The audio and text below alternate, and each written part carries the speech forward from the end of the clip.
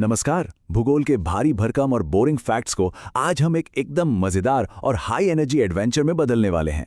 इस एक्सप्लेनर में हम भारत की नदियों को रटेंगे नहीं, बल्कि ट्रिक्स और शानदार पिक्चर्स की मदद से हमेशा के लिए दिमाग में छाप लेंगे। और हाँ, जो भी सबसे जरूरी बात होगी ना, वो स्क्रीन पर बिल्कुल बोल्ड लेटर्स में दिखेगी। तो बस तैयार हो जाइए इस मजेदार सफर के लिए। अब सवाल ये आता है कि बिना रटे इन मुश्किल नदियों के जाल को याद कैसे रखा जाए। तो देखिए, आज हम इन नदियों को एक खास पर्सनैलिटी देंगे। रटने का झंझट खत्म।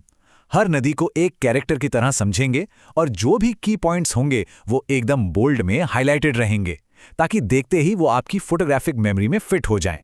चलिए जल्दी से आज का रोड मैप देख लेते हैं। हम 4 हिस्सों में बात करेंगे। पहला, हिमालय के दिग्गज। दूसरा, पश्चिम की ओर बहने वाली विद्रोही नदियां। तीसरा, पूर्व की ओर बहने वाले डेल्टा निर्माता। और चौथा, एग्जाम वाले सबसे क्रूशियल फैक्ट्स। भाग 1, हिमालय के दिग्गज, यानी वो विशाल नदियां जो एकदम ऊंचे बर्फीले पहाड़ों से निकलकर हमारे उत्तरी मैदानों पर राज करती हैं। सबसे पहले बात करते हैं सिंधु नदी यानी इंडस रिवर की। तिब्बत में मानसरोवर झील के पास से निकलकर ये सीधे अरब सागर की तरफ भागती है। इसके परिवार में झेलम, रावी, व्यास और सतलुज जैसी नदियां हैं। लेकिन जो नाम बोल्ड में है ना, चिनाब, उसे बिल्कुल मत भूलिएगा। चिनाब इस परिवार का सबसे बड़ा भाई है, यानी सिंधु की सबसे बड़ी सहायक नदी। ये फैक्ट बहुत बार पूछा जाता है। अब आते हैं हमारी गंगा नदी पर। ये असल में बनती कैसे है? देवप्रयाग में भागीरथी और अलकनंदा का मिलन होता है और तैयार होती है हमारी गंगा। बोल्ड लेटर्स को ध्यान से देखिए। बाईं तरफ से रामगंगा, गोमती, घाघरा, गंडक, कोसी मिलती हैं और दाईं तरफ से आती है सबसे विशाल यमुना। यमुना इसकी सबसे बड़ी सहायक नदी है जो सीधे प्रयागराज में आकर मिलती है।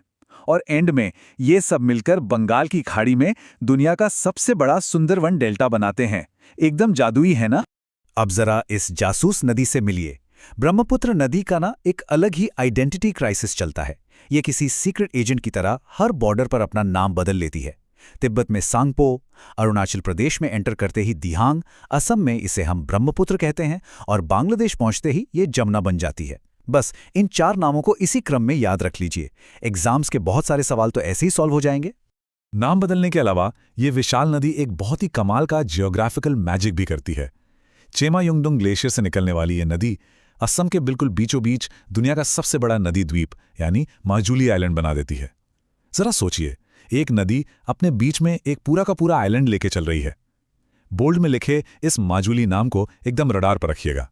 भाग 2, पश्चिम की ओर बहने वाली विद्रोही नदियां। अब चलते हैं प्रायद्वीपीय भारत की तरफ और मिलते हैं इन बागी नदियों से जो बाकी दुनिया से बिल्कुल उल्टा चलती हैं।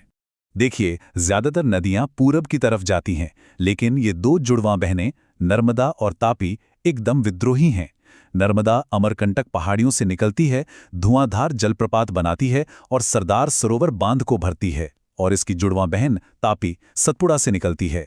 ये दोनों रिफ्ट वैली यानी भ्रंश घाटी से होकर पश्चिम की तरफ बहती हैं और बिना कोई डेल्टा बनाए सीधे अरब सागर में कूद जाती हैं। ये भ्रंश घाटी वाला फैक्ट एग्जाम्स में बहुत आता है। अब चमकते हुए इस नंबर 2 को देखिए। ये कोई आम नंबर नहीं है, बल्कि एक बहुत ही दिलचस्प और अजीब सी जियोग्राफिकल घटना का हिंट है। मिलिए हमारी डबल क्रॉसर नदी से, यानी माही नदी। विंध्याचल श्रेणी से निकलने वाली ये नदी एग्जामिनर्स की एकदम फेवरेट है। क्यों? क्योंकि ये कर्क रेखा यानी ट्रॉपिक ऑफ कैंसर को एक बार नहीं बल्कि पूरे 2 बार काटती है। बस माही नदी के साथ इस 2 नंबर को दिमाग में चिपका लीजिए। बोल्ड में लिखा है तो वैसे भी याद रहेगा। अच्छा, नदियां हमेशा समंदर में जाकर मिलती हैं, राइट? पर क्या हो अगर कोई नदी समंदर तक पहुंचने से पहले ही कोई जादू टोना कर दे और गायब हो जाए? और ये जादूगरनी है लूनी नदी। अरावली श्रेणी से निकलने के बाद ये समंदर की तरफ बढ़ती तो है, लेकिन रास्ते में ही गुजरात के कच्छ के रन में अचानक गायब हो जाती है, बिल्कुल एक जादूगर की तरह। इस लूनी और कच्छ के रन के कनेक्शन को विजुअलाइज करेंगे तो ये फैक्ट लाइफ टाइम के लिए सेट हो जाएगा। भाग 3, पूर्व की ओर बहने वाले डेल्टा निर्माता। अब अपना फोकस वापस ईस्ट की तरफ करते हैं, जहां हमारी पारंपरिक प्रायद्वीपीय नदियां बंगाल की खाड़ी में मिलकर विशाल डेल्टा बनाती हैं। अब आते हैं एग्जाम्स के सबसे बड़े ट्रैप पर, गोदावरी और कावेरी के बीच का कंफ्यूजन। देखिए, त्र्यंबकेश्वर से निकलने वाली गोदावरी प्रायद्वीपीय भारत की सबसे लंबी नदी है, इसीलिए इसे दक्षिण गंगा या वृद्ध गंगा कहते हैं। वहीं ब्रह्मगिरी से निकलने वाली कावेरी को दक्षिण भारत की गंगा कहा जाता है।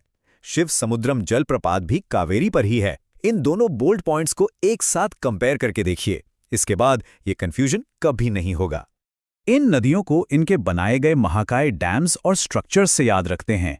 महाबलेश्वर से निकलने वाली कृष्णा नदी पर शानदार नागार्जुन सागर बांध है और इसकी मदद करती हैं तुंगभद्रा, भीमा और कोयना नदियां। दूसरी तरफ सिहावा पहाड़ी से निकलने वाली महानदी पर दुनिया का सबसे लंबा बांध हीराकुद बांध बना है। ये सही में इस इलाके के असली पावर हाउस हैं। भाग 4, परीक्षा के महत्वपूर्ण तथ्य। इस एक्सप्लेनर के आखिरी हिस्से में चलिए एक रैपिड फायर राउंड खेलते हैं, वो क्रूशियल वन लाइनर्स जो टेस्ट पेपर्स में बिल्कुल फिक्स होते हैं। चलिए इन नदियों को मूडी और दुखदायी कैरेक्टर्स मान लेते हैं। ये अपना रास्ता बदलने और तबाही मचाने के लिए कुख्यात हैं। कोसी नदी अपनी अस्थिरता की वजह से बिहार का शोक कहलाती है और दामोदर नदी अपने विनाशकारी बाढ़ पैटर्न की वजह से बंगाल का शोक मानी जाती है। ये दोनों मूडी नदियां हमेशा एग्जाम्स में दर्द देती हैं, इसलिए इन्हें अच्छे से याद कर लीजिए। अब एक और बड़ा कंफ्यूजन दूर करते हैं, सबसे ऊंचा और सबसे लंबा बांध। जब भी हाईएस्ट या सबसे ऊंचे बांध की बात हो तो याद रखिए भागीरथी नदी पर बना उत्तराखंड का टिहरी बांध, और जब बात लॉन्गेस्ट यानी सबसे लंबे बांध की हो तो उड़ीसा में महानदी पर बना हीराकुड बांध। साइड बाय साइड बोल्ड में लिखे नामों को देख लेंगे तो सारा डाउट ही क्लियर हो जाएगा।